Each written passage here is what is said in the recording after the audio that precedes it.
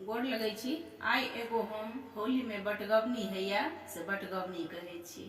अहाँ सब गोटा मिलके देखब सुनब। चैनल के लाइक सब्सक्राइब जरूर कऽ देबै। सावन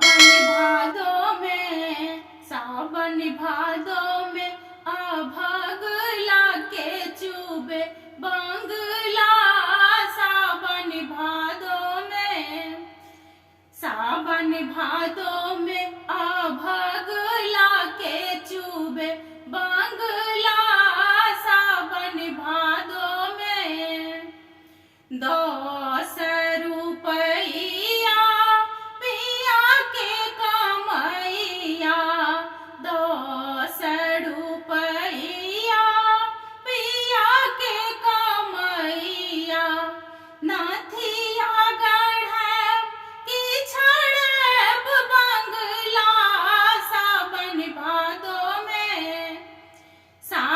भादो में अभगला के चूबे बंगला।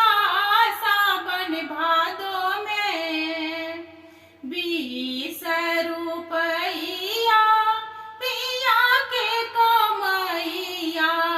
20 रुपया पिया के कमैया। झुमका गढ़ब की छड़ब बंगला। सावन भादो में अभगला के चूबे बंगला। सावन भादो में 30 रुपया पिया के कमैया।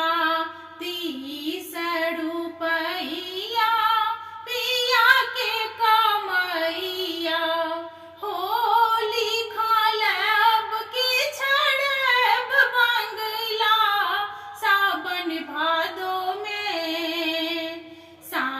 भादो में अभगला के चूबे बंगला।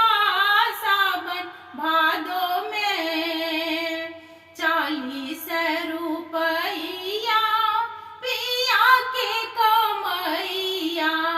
40 रुपया पिया के कमैया। टुकली की नाव की छड़ब बंगला। सावन भादो में अभगला के चूबे बंगला। सावन भादो में 50 रुपया पिया के कमैया। 50 रुपया पिया के कमैया। चुंदरी